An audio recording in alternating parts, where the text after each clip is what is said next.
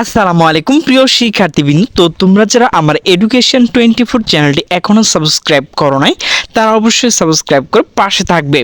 তো তোমরা যারা 2025 সালে এসএসসি পরীক্ষা কৃতকার্য হয়েছ, তো তোমাদের যে ভর্তির আবেদন তো সেটি কিন্তু আগামীকাল অর্থাৎ বৃহস্পতিবার 24শে জুলাই থেকে শুরু হবে।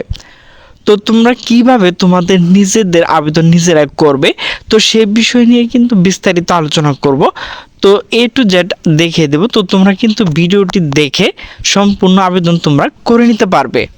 তো তোমাদের প্রথমে যে কাজটি করতে হবে, তোমাদের হাতে থাকা স্মার্টফোন গুগল ক্রমে গিয়ে টাইপ করতে হবে www.xiclassadmission.com। তো এটি লিখতে কিন্তু এরকম একটি ইন্টারফেস চলে আসবে। তো আমি কিন্তু এর লিঙ্ক ডিসক্রিপশন বক্সে দিয়ে রেখেছি, তো সেখানে ক্লিক করলে তোমরা এরকম একটি ইন্টারফেস পেয়ে যাবে। তো প্রথমে তোমাদের যে কাজটি করতে হবে, এখানে কিন্তু তোমাদের একটা অ্যাকাউন্ট ক্রিয়েট করতে হবে। তো অ্যাকাউন্ট ক্রিয়েট করার জন্য তোমাকে যে কাজটি করতে হবে, তো এখানে দেখো লগ ইন রয়েছে এবং সাইন আপ রয়েছে। তো তোমাকে যে কাজটি করতে হবে, এখানে সাইন আপে ক্লিক করতে হবে। তো সাইন আপ ক্লিক করলে দেখো এখানে কিন্তু দেখাবে শিক্ষার ধরন। তো তোমাকে যে কাজটি করতে হবে, দেখো এখানে শিক্ষার্থী ধরন, এখানে কিন্তু 3টি অপশন রয়েছে। তো তুমি যদি কলেজে শিক্ষার্থী হও তাহলে এখানে মূলত স্কুল থেকে যারা পাশ করেছো, তো এরপর যারা উন্মুক্ত বিশ্ববিদ্যালয় থেকে পাশ করেছে, এরপর আরও যে কয়েকটি বোর্ড রয়েছে তারা যে বোর্ড থেকে এখানে ভর্তি করবে নিজেরটি তোমাদেরকে সিলেক্ট করতে হবে। তো শিক্ষার্থীবৃন্দ দেখো এরকম একটা ইন্টারফেস তোমার সামনে উপস্থিত হবে। তো তোমাকে প্রথমে যে কাজটি করতে হবে, দেখো এখানে শিক্ষার্থীর ধরন। তো অবশ্যই এখানে তোমরা খেয়াল করবে যেখানে স্টার মার্ক রয়েছে, তো সেগুলো কিন্তু অবশ্যই তোমাদেরকে ফিল আপ করতে হবে। তো এখানে দেখো স্টুডেন্ট বোর্ড রয়েছে, তোমরা স্টুডেন্ট বোর্ড দেবে। যদি মুক্ত বিশ্ববিদ্যালয় হয় তাহলেও মুক্ত বিশ্ববিদ্যালয় দেবে। এরপর দেখো বোর্ড নির্বাচন। তো তুমি যে বোর্ড থেকে এসএসসি পরীক্ষা দিয়েছিলে সেই বোর্ডের কিন্তু এখানে ক্লিক করলে দেখো এখানে কিন্তু ডান পাশে দেওয়া রয়েছে। তো এখানে যে কোনো একটা বোর্ড, তুমি যে বোর্ডে রয়েছো সেটি ক্লিক করবে। এরপর তুমি কত সালে মূলত পাস করেছো, তো যারা 24 সালে পাস করেছে তারাও কিন্তু আবেদন করতে পারবে, 25 সালে যারা রয়েছে তারাও কিন্তু এখানে আবেদন করতে পারবেন। তো চাইলে তুমি যদি পুরাতন স্টুডেন্ট হও তাহলে 24 দেবে, আর নতুন হলে অবশ্যই 25 দেবে। এরপর রেজিস্ট্রেশন নাম্বার, অবশ্যই তুমি যে পরীক্ষা দিয়েছিলে এসএসসি, তো সেখানে কিন্তু তোমাকে অ্যাডমিট কার্ড দেওয়া হয়েছিল এবং রেজিস্ট্রেশন কার্ড দেওয়া হয়েছিল। তো তোমাকে কিন্তু রেজিস্ট্রেশন নাম্বার, এরপর দেখো এখানে রোল নাম্বার তোমাকে টাইপ করতে হবে। আমি তোমাদের নমুনা দেখিয়ে দিচ্ছি। তো দেখো এখানে কিন্তু পাশের সন, রেজিস্ট্রেশন, এরপর হচ্ছে রোল। এরপর তোমাকে যে কাজটি করতে হবে, দেখো ফলাফল লিখুন। তো এখানে দেখো ক্যাপচার যে রয়েছে 9+2, তোমার কাছে হয়তো বা অন্য কিছু থাকতে পারে, তো যেটাই থাকবে এখানে যোগ করে দিবে। এরপর তোমাকে যে কাজটি করতে হবে, জমাতে ক্লিক করবে। তো জমাতে ক্লিক করলে তোমার যে নাম, তারপর পিতার নাম, মাতার নাম, লিঙ্গ সকল কিছু কিন্তু চলে আসবে। কিন্তু তোমাকে কিন্তু কয়েকটি বিষয় এখানে অ্যাড করতে হবে। তো এখানে দেখো ধর্ম, অবশ্যই তুমি যে ধর্মে হও না কেন সেই ধর্ম দিতে হবে। যদি মুসলিম হও মুসলিম, হিন্দু হলে হিন্দু দিয়ে দিবে। এরপর অবশ্যই তোমাকে এখানে জন্ম তারিখ দেওয়া লাগবে না, সেটি অটোমেটিক চলে আসবে।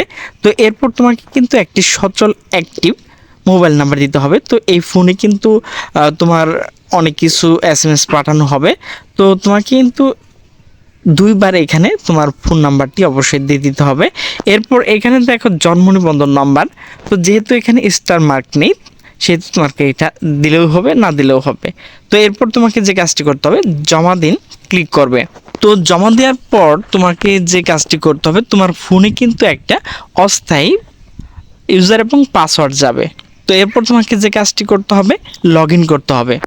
দেখো এখানে কিন্তু তোমার ফোনে যে একটা এসএমএস গিয়েছে, তো সেখানে ইউজার এবং পাসওয়ার্ড দেওয়া রয়েছে। তো সেটি দেওয়ার পর তোমাকে সাইন ইন করতে হবে। তো সাইন ইন করার পর তো প্রিয় শিক্ষার্থীবৃন্দ তোমাদের কিন্তু একটা ড্যাশবোর্ড চলে আসবে। তো ড্যাশবোর্ডে তোমরা ক্লিক করবে।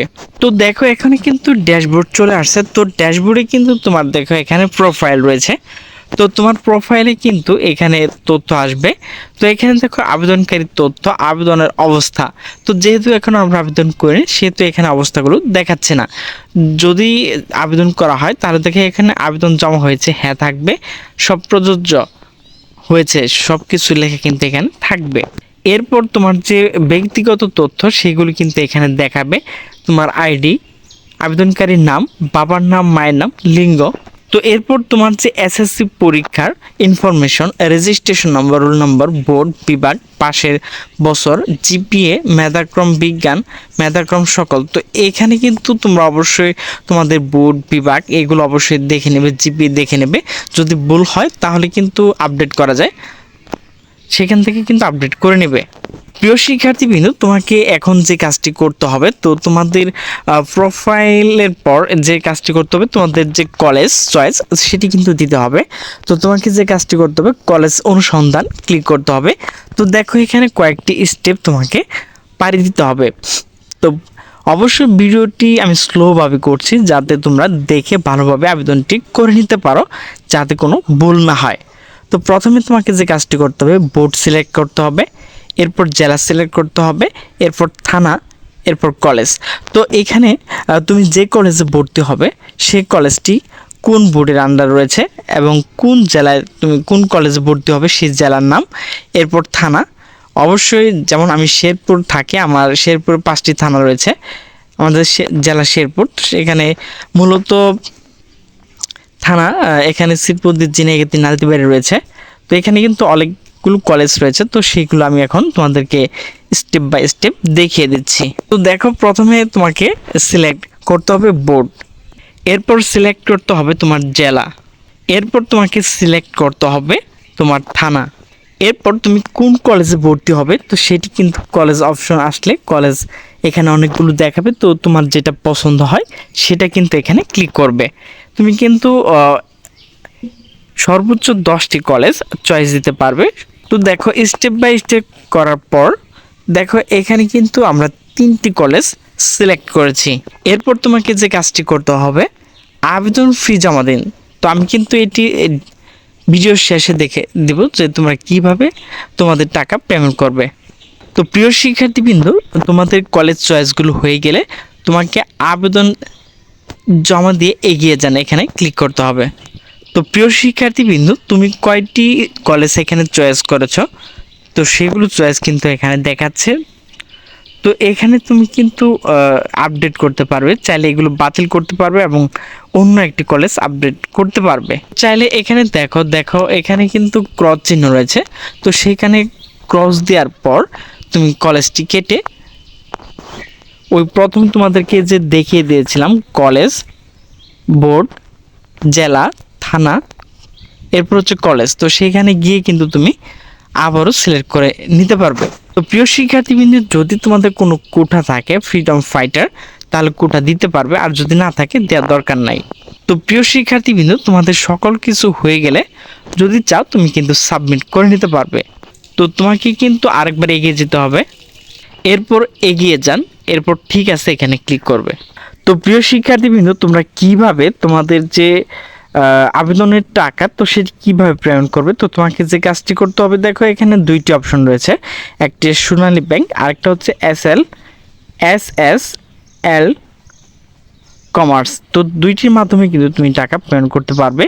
তো যেহেতু আমরা মোবাইল ব্যাংকিংয়ের মাধ্যমে আবেদন করব, তো সেহেতু এখানে SSL কমার্স দিয়ে আমরা টাকাটি পেমেন্ট করব। তো এখানে আমরা ক্লিক করব।